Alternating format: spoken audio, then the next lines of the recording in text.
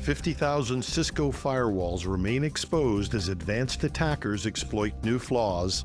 CISA warns a critical pseudo flaw lets attackers gain root on Linux. Western Digital MyCloud devices are hit by a critical remote command flaw. And real-time AI voice cloning takes vishing to the next level. This is Cybersecurity Today.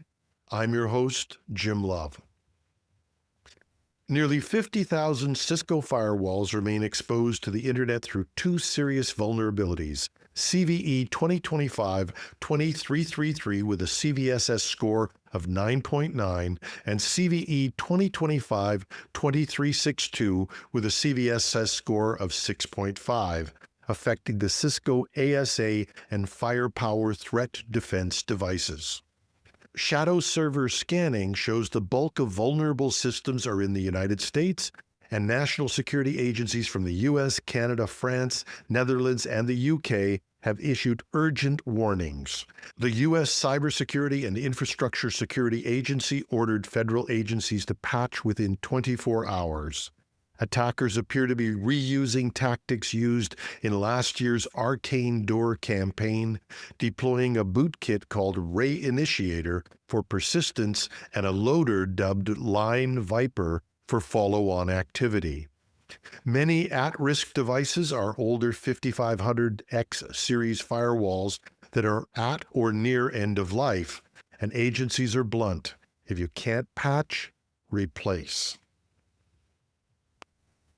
The U.S. Cybersecurity and Infrastructure Security Agency has added a critical pseudo vulnerability to its known exploited vulnerabilities list.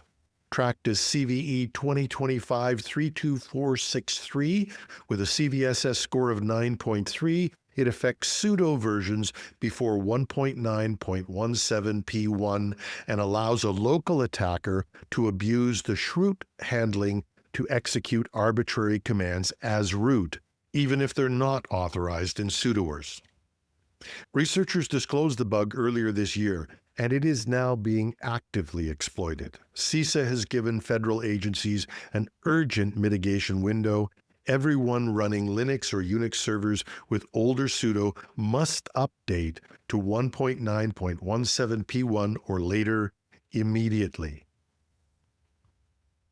Western Digital patched a critical remote command injection vulnerability in many MyCloud models, CVE 2025-3247 with a CVSS score of 9.8, which can be triggered via the device web interface with a crafted HTTP post.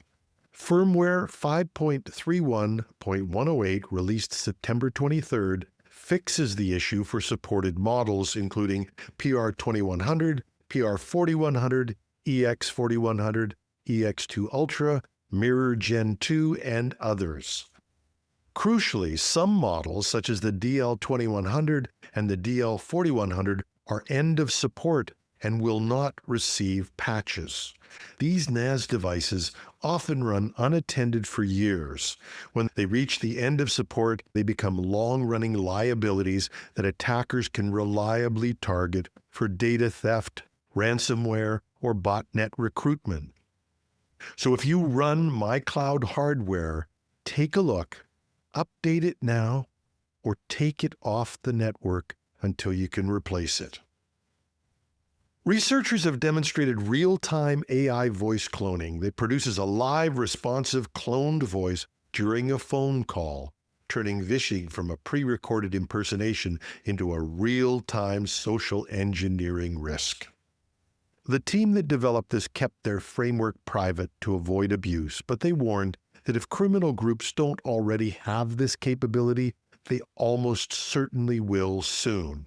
With only minutes of audio and a few hours of training, attackers can create calls that sound convincing enough to trick accountants, receptionists, or perhaps even family members. If your organization relies on phone authorizations for payments or any other type of access, put stricter controls in place today. Require written confirmations, dual approvals, or pre-agreed secret words.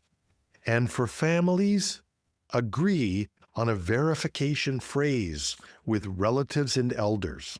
Never send money or share credentials because of an unexpected call.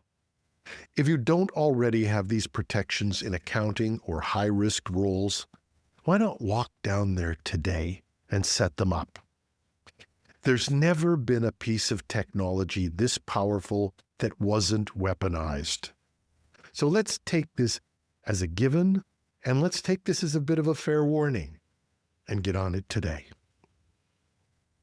That's our show for today. You can reach me with tips, comments, and even some constructive criticism at the Tech Newsday contact page. You can find that at technewsday.com or .ca.